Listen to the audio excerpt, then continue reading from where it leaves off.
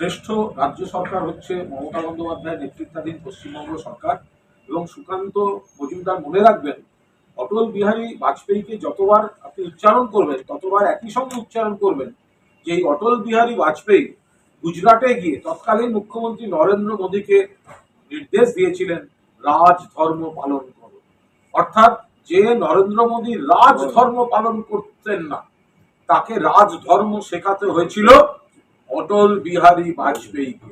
ফলে দেশের গণতান্ত্রিক আইন শৃঙ্খলার দিক থেকে সবচেয়ে ভালো।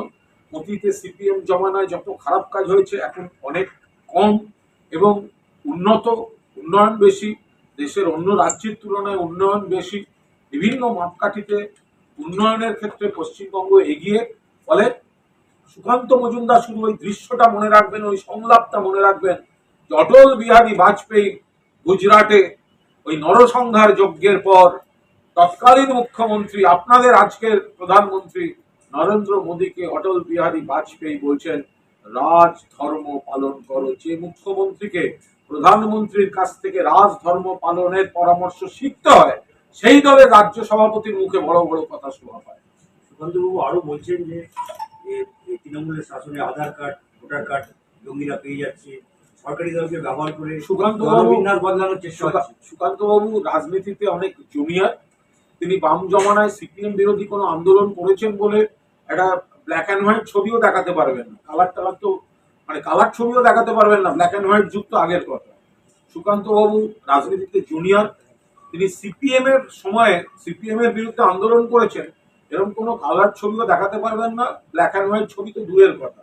ফলে সিপিএম জমানায় মার্কিন তথ্য কেন্দ্রে জঙ্গি হামলা, সাত সকালে কলকাতা কাঁপিয়ে, ভারতবর্ষ কাঁপিয়ে, কিংবা বউবাজার বিস্ফোরণ, আরডিএক্স শতাধিক হতাহত, কিংবা বরানগর থেকে আসামে জঙ্গিদের কাছে যাওয়ার পথে আরডিএক্স বোঝাই ট্রাক উদ্ধার, এরকম অজস্র ঘটনা, সেগুলো কিন্তু সুকান্ত বাবুরা জানেননি না। আর অন্য রাজ্যে, বিজেপি শাসিত রাজ্যে দেশব্যাপী যেভাবে জঙ্গি তৎপরতা বেড়েছে, পুলওয়ামা কি ভুলে গেছেন নাকি সুকান্ত মজুমদার?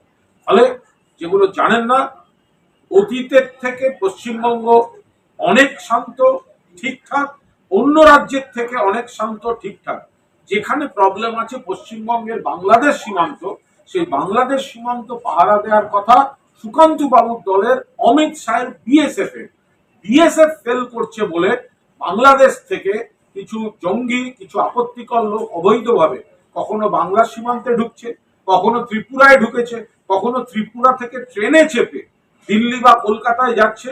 এই সীমান্ত সুরক্ষায় ফেল করছে সুকান্ত বাবুর দল, সুকান্ত বাবুর কেন্দ্রীয় সরকার।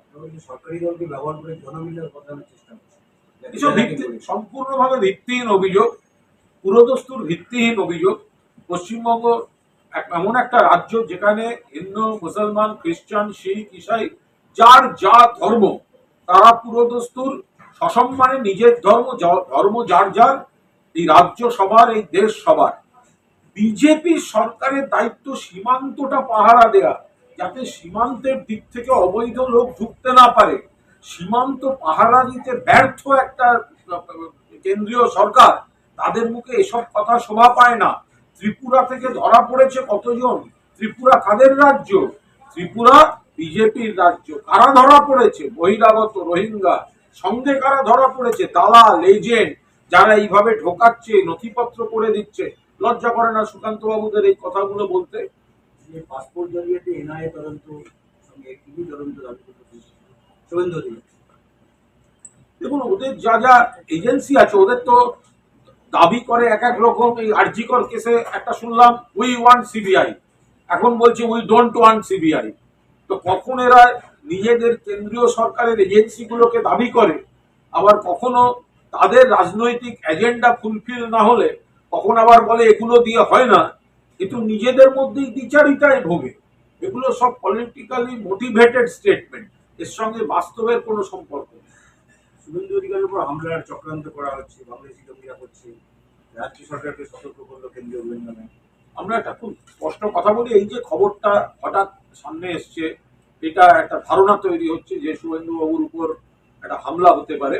আমরা বলছি শুভেন্দু বাবু সুস্থ থাকুন, নিরাপদে থাকুন, এ নিয়ে কোনো আলাদা কোনো বক্তব্যের কোনো প্রশ্নই ওঠে না। বিরোধী দলনেতা তিনি নিশ্চয়ই নিরাপদে থাকবেন, সুস্থ থাকবেন, কিন্তু একটা জিনিস খেয়াল রাখবেন, ওনার নিরাপত্তাটা কিন্তু কেন্দ্রীয় বাহিনী দেয়। ওনার নিরাপত্তাটা কেন্দ্রীয় বাহিনী দেয়। আর এই ধরনের বহিরাগত বাংলাদেশ থেকে যদি কেউ ঢুকে থাকে, সেইটা পাহারা দেওয়ার দায়িত্ব কেন্দ্রের বিএসএফ এর। আর এই গোটা জঙ্গি গতিবিধিটা দেখার মূল দায়িত্ব কেন্দ্রের স্বরাষ্ট্র মন্ত্রকের অধীনে আইবি। ফলে শুভেন্দুবাবু নিশ্চিতভাবে সুস্থ থাকুন, ভালো থাকুন, নিরাপদে থাকুন, কিন্তু শুভেন্দুবাবু এবং দেশের বাকি প্রত্যেককে বহিরাগত জঙ্গিদের হাত থেকে নিরাপদে রাখার মূল দায়িত্ব কেন্দ্রীয় সরকারের। কারণ কেন্দ্রীয় সরকার সীমান্ত বিএসএফ পাহারা দেয়। কি করে ঢুকবে জঙ্গি যদি বিএসএফ ওখানে পাহারা দেয়? তাহলে বিএসএফ এর ফেলিওর থাকবে। জঙ্গিদের মুভমেন্ট দেখার দায়িত্ব কার? IB, central IB. IB fail করলে তবেই তো সেই জঙ্গি মুভ করছে। পুলিশের হাতে যেটুকু আছে, পুলিশ কোন সূত্রে খবর পেলে ব্যবস্থা নিচ্ছে, কিন্তু এই যে মেকানিজমটা, ধরা যাক শুভেন্দু অধিকারী, সীমান্তকে দেখছে কেন্দ্রীয় সরকার, অমিত শাহ। আইবি নেটওয়ার্ক কার? Central home ministry, Amit Shah. শুভেন্দুকে কভারেজ কারা দিচ্ছে? Central government, Z category, central government, central force. তাহলে এর মূল দায়িত্ব সম্পূর্ণভাবে কেন্দ্রীয় সরকারের। আমার মনে হয় শুভেন্দুবাবুর উচিত মাননীয় বিচারপতি অমৃতা সিনহা বা ওনার পছন্দ মতো কানুন বিচারপতির কাছে গিয়ে সেন্ট্রাল গভর্নমেন্টের উপর একটা ডিরেকশন আনা, যে ওনার নিরাপত্তার কারণে বিএসএফ কে বহিরাগত ঢোকা বন্ধ করতে হবে, সেন্ট্রাল আইবি কে বহিরাগতদের গতিবিধি খবর দিতে হবে, এবং জেড প্লাসে থাকা সেন্ট্রাল ফোর্সকে ওনার নিরাপত্তা ঠিকভাবে দিতে হবে। আমার মনে হয় জাস্টিস সিনহা বা কেউ দিয়ে দেবে। পরিচয়পত্র স্থানীয় পঞ্চায়েত স্তর থেকে নেওয়া নিয়ে যে তথ্যগুলো আসছে, বলছেন যে স্থানীয় স্তরের যে প্রশাসন তাদেরকে আরো সতর্ক হওয়া উচিত। ত্রিস্তরীয় পঞ্চায়েত অনেকে আত্মীয় সেজে যাচ্ছে, সেটা ভেরিফাই না করে দিয়ে দেওয়া হচ্ছে। সেগুলো সর্বস্তরে সবসময় সতর্ক থাকা উচিত। এগুলো আজকের জিনিস নয়, এগুলো যুগ যুগ ধরে সর্বত্র হয়েছে। আপনি দেখেছেন কিছুদিন আগে কলকাতায় ধরা পড়া একজনের পাসপোর্ট, সেগুলো দেখা গেছে দিল্লি থেকে হয়ে এসেছে। ফলে মূল সমস্যা হচ্ছে দেশের বাইরে থেকে নথিপত্র ছাড়া অবৈধ লোকজন ঢুকছে। কি করে ঢুকছে? বিএসএফ আছে তো। সীমান্ত তো কোনো রাজ্য সরকারের পুলিশ পাহারা দেয় না। সীমান্ত পাহারা দেওয়ার দরকার সেন্ট্রাল এজেন্সি গুলো, সেন্ট্রাল ফোর্সের। যে ওই যারা বসে আছেন ব্যানারে, ওই আরজিকর নিয়ে যারা ধর্মতলায় যে সার্কাস পার্টিটা বসে আছে ওখানে, ওর ব্যানারের পেছনে যতগুলো শব্দ আছে লেখা, ততগুলো লোক মঞ্চে থাকে না, ততগুলো লোক